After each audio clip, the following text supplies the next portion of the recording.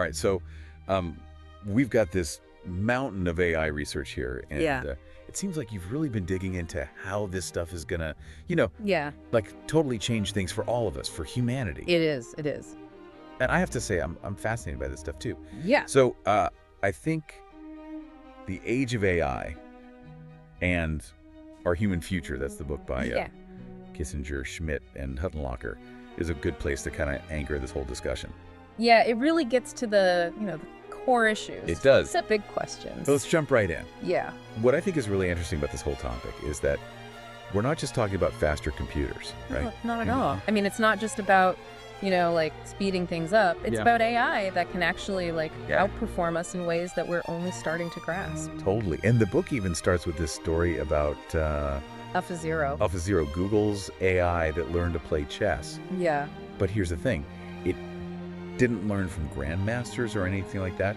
It learned by playing against itself. Millions of games against itself, and it came up with It's wild. It's wild. New strategies, stuff that, no human had ever thought of before. So it's it expanded our understanding of chess. Yeah, which is supposed to be one of the most strategic games. Exactly. And so if it can do that with chess, imagine what it can do with something like, military strategy. Oh my gosh. Or the financial markets where the stakes are even higher. Yeah, that's a bit unnerving. Yeah.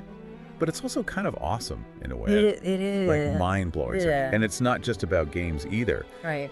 The book also talks about this new antibiotic. Hallicin, yeah. Discovered by an AI. And it was able to do these analyses of molecular structures in ways that humans can't do. Yeah, it's like seeing things that we just don't see. Right, and the book even says that scientists have been searching for something like hallicin for decades. And they just couldn't find it. Right. But the AI could. So it's not just doing things faster, it's like seeing reality. Yeah. In a way that we don't even... Totally, it's perceiving reality differently. Yeah. Yeah. So, okay, we've got AI beating us at our own games. Right. We've got it uncovering this new knowledge that we didn't even know existed. Yeah. And then there's GPT-3, which can write... Oh, yeah, GPT-3. Poetry, philosophical essays. Philosophical essays. Mm-hmm. And the book has this whole section on GPT-3, pondering... The meaning of life. The meaning of life. Yeah. And it's... It's eerie. Eerie. How convincing it is. Yeah, and it really makes you wonder, is this actual creativity? Right. Is it really Or is it just really good mimicry? Understanding. Yeah, does understand. Or is it just, shuffling words around in a way that sounds deep? Okay, so we've got AI exceeding us in all these different ways. Yeah. How did we even get to this point? Well, the book kind of traces this whole evolution of AI, right? From these rule-based systems to machine learning, where the algorithms actually learn from data. So it's not just following instructions anymore. It's It's learning. Learning. Adapting. Yeah. And a big part of that has been... the network platform. Those huge network platforms. Like Google and TikTok and all that. Yeah. And the book talks about this thing called positive network effects. Right. So, the more people use the platform, the more data it collects. Right. Which makes its AI even smarter. Right. Which attracts more users and so on. You've getting... It's this, self-reinforcing cycle. Yeah. It's hard to break. It's kind of scary, actually. Yeah. So these platforms are using AI to shape what we see online, like our search results, the news we get. Yeah, they're filtering our reality. Yeah. It really brings up this whole question of information control. Absolutely. I mean, algorithms are making decisions about what we see. Right. And that can lead to bias. Right. Echo chambers, all sorts of problems. And maybe even manipulation. Potentially, yeah. I mean, it's not just about what we see, but what we don't see. Oh. What's being filtered out. Right. And who's making those decisions? It's like we're all living in our own little curated world. Yeah. Kind of creepy. It is a little bit, yeah. And then when you think about AI's impact on security and, world order. Oh, yeah. Things get even more intense. Yeah, the book talks about how AI is transforming cyber warfare. On both sides, offense and defense. Right. Imagine malware that can evolve in real time, launching attacks faster than humans can even react. Oh, gosh. It's a whole new level of vulnerability. Yeah. And on the defense side. You could have AI that automatically detects threats, but then who's in control? Yeah. right? You've got questions of oversight and accountability. So the rules of engagement are changing. Yeah, we're still trying to figure out what the rules even are. Right, and what I found really concerning was this whole section on LAWS. Lethal autonomous weapon systems. Yeah, it sounds like something out of a movie. Yeah, machines making life or death decisions without human intervention. Without a human in the loop. Yeah, and while we're not there yet, the technology is advancing so fast. Right. It's scary. Yeah. It raises these huge ethical questions. About accountability. About human judgment. Yeah. In warfare. Oh, man. No. I feel like I need to take a break already. I know, right? And we're just getting started. We're just scratching the surface. This is just the beginning of how AI is impacting everything. It is. And we haven't even gotten to the biggest question of all, like, how is all of this going to change what it means to be human? Right. That's where things get really interesting. Okay. And that's what we'll dive into next. Buckle up, everybody, because things are about to get deep. Yeah. It certainly does change things. And, you know, the book, The Age of AI, really dives into these questions. Like, it even goes back and looks at how human thought has evolved, you know, throughout history. Oh, wow, huh? From, like, ancient Greece to the Enlightenment. Okay, so how does that help us understand what's happening with AI right now? Well, the authors argue that humans have always been trying to understand reality and our place in it. You know, we've come up with different ways of knowing the world. Right. Like religious faith or scientific inquiry, but AI is presenting us with a whole new way of understanding reality. Like a whole new way of seeing things. Yeah, and it challenges our previous methods. It's like AI is giving us a new set of eyes. Exactly. AI accesses reality and processes information differently than we do. It can spot patterns and connections we might miss, and its predictions can be eerily accurate. So it's changing our definition of knowledge. In a way, yeah. It's like, what does it even mean to know something anymore when AI can come up with these insights that we never could? It's almost like AI is showing us the limits of human understanding. Yeah, like there's a whole layer of reality that we've been missing. Okay, so this is getting pretty deep. Yeah, it is. But the book actually brings up Immanuel Kant. Oh yeah, the philosopher. And he argued that human reason is limited. You know, like we can never truly know the thing in itself. Right, because our understanding is always filtered through our human perceptions. So are we saying that AI could potentially see past those limitations? It's a mind-blowing idea, right? It is. And the authors of the book seem to think it's possible. Wow. But even if AI doesn't unlock all the secrets of the universe, you know, it's already doing some amazing things. It is. Exceeding human capabilities, challenging our concept of knowledge, and potentially revealing new aspects of reality. Okay, so where does that leave us? Well, it leaves us with a lot to think about, for sure, but it also feels like there's a ton of potential here. Right, like how can we use AI to actually benefit humanity? The possibilities are vast. I mean, we've already talked about AI revolutionizing medicine and scientific research, but it goes beyond that. Okay. The book talks about AlphaFold, another DeepMind AI. Oh, yeah. That has made huge strides in solving the protein folding problem. I remember reading about that. Wasn't that a major breakthrough? It was understanding how proteins fold is crucial for so many things like drug discovery and disease treatment. And AI is cracking the code. Yeah, it's incredible. So we're talking about AI potentially helping us cure diseases, maybe even extend human lifespan. It's a powerful tool with enormous potential benefits, but it's not just about these huge scientific challenges. Okay, what else? AI can also improve our everyday lives in countless smaller ways, like imagine self-driving cars that are safer and more efficient. Oh, right. Or AI assistants that can help us manage our schedules, our finances, even our health. So AI could make us healthier, wealthier, maybe even wiser. It's definitely an optimistic picture, but we also need to be realistic about the risks. Right. We've talked about AI in warfare, but what other downsides are there? Well, one of the big concerns is that AI could actually make existing social problems worse. You know, things like bias and inequality. How so? Well, if the data used to train AI algorithms is biased, then the AI will just perpetuate and amplify those biases. So if AI is learning from our flawed systems, it could make those systems even worse. And this could have serious consequences in areas like criminal justice, healthcare, education. We need to be incredibly careful about how we design and deploy these systems. So it's not enough to just focus on the potential benefit. No, we have to be mindful of the potential harm as well. It's like a double-edged sword. Exactly. But it seems like the biggest question of all is how do we even define what it means to be human?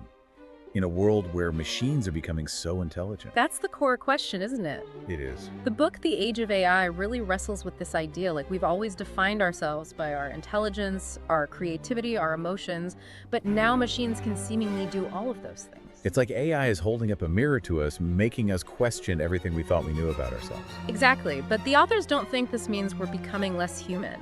Okay. They actually suggest that AI could help us become more human More human. by freeing us from mundane tasks and allowing us to focus on what truly makes us unique, things like empathy, compassion, moral reasoning. So instead of being replaced by AI, we could actually be elevated by it. That's the hope. It's not about humans versus machines. It's about finding a way to coexist and collaborate to create a future where both can thrive. But how do we make sure that humans stay in control? Right. That AI doesn't become so powerful that it overrides our values and goals. That's the million-dollar question, and the book emphasizes the importance of human oversight and ethical guidelines throughout the development process. So we need to be really intentional about what we want AI to do and how we want it to behave. Exactly. We need to define the boundaries, the red lines that AI should not cross, and build in safeguards to make sure those boundaries are respected, and that's where regulation comes in. Regulation. Yeah, we need clear rules and standards for AI development and deployment. But isn't that going to be tough given how quickly AI is evolving? Like, how do you regulate something that's constantly changing? It's definitely a challenge. We need to strike a balance between fostering innovation and ensuring responsible development. It's a tightrope walk, but it's essential, and it's not something any one country or company can do alone. We need global dialogue and cooperation to figure this out. So the future of AI is a shared responsibility. Absolutely. Okay, so we've covered a lot of ground here. AI is exceeding human capabilities, challenging our understanding of knowledge, and forcing us to rethink what it means to be human. It has the potential to solve our biggest problems, but it also presents some serious risks. That's a great summary, and as AI continues to evolve, it's going to raise even more profound questions about the nature of reality consciousness, maybe even the meaning of life itself. Okay, those are some really big questions. It feels like this deep dive into AI is just getting started. It definitely is. This is a conversation that's going to continue for a long time, and it's a conversation we all need to be a part of. All right, so we've been talking about the big picture stuff, the philosophical implications of AI, but I'm curious to get into the specifics of how AI is already impacting our lives, like in the workplace and in education. Where should we start? Well, one of the most obvious impacts is automation. AI is being used to automate all sorts of tasks, from manufacturing and logistics to customer service and data analysis. So we're talking about robots replacing humans in factories, AI-powered chatbots handling customer inquiries. It's the kind of stuff we see in the headlines all the time. Exactly, and this trend is only going to accelerate as the technology gets more sophisticated. Some experts predict that automation could displace millions of jobs in the next few decades. That's a pretty scary thought for a lot of people. What happens to those workers who were displaced by AI? Where do they go? What do they do? That's the critical question. Some argue that we need to focus on retraining and reskilling workers so they can adapt to the new demands of an AI-driven economy. So we need to be investing in education and training programs that focus on the skills that will be valuable in the future. But what are those skills? What should people be learning? That's a complex question, and the answers are still evolving, but there is a growing emphasis on things like critical thinking, creativity, problem solving, and the ability to work effectively with technology. These are skills that are harder to automate and will be in high demand. It's interesting to think about how AI could actually push us to be more human, more creative, more innovative. It's not just about being replaced, it's about finding new ways to contribute. Exactly. It's about adapting and evolving alongside the technology. And we need to be thinking about new economic models as well, things like universal basic income to support those who are left behind by automation. It's clear that AI is going to have a massive impact on the workforce. But what about education? How is AI changing the way we learn? AI is already being used in a variety of ways in education, from personalized learning platforms to intelligent tutoring systems. So we're talking about AI tailoring educational content to each student's individual needs and learning style. It sounds like something out of science fiction. It's becoming more and more real every day. AI can track a student's progress, identify areas where they need more help, and even provide customized feedback and recommendations. That sounds amazing. Yeah. It could make education so much more effective and efficient. It certainly has that potential, but there are also concerns about the role of AI in education. Like the potential for AI to eventually replace teachers altogether. That's one concern. Some people worry that relying too heavily on AI in education could dehumanize the learning process and undermine the importance of human interaction.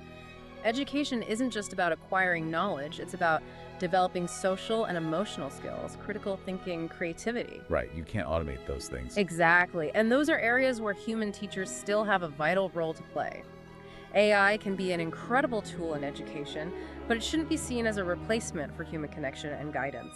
So it's all about finding the right balance between AI and human interaction in the classroom. And it's about making sure AI is used in a way that promotes equity and access to quality education for all students, regardless of their background. Absolutely. We don't want AI to create a two-tiered education system where some students have access to advanced AI-powered learning tools while others are left behind. Okay, so we've talked about AI's impact on work and education. And it's pretty clear that it's going to change both of those things dramatically. But what about our personal lives? How is AI already changing the way we interact with each other and the world around us? One of the most obvious ways is through social media and online platforms, as we discussed earlier.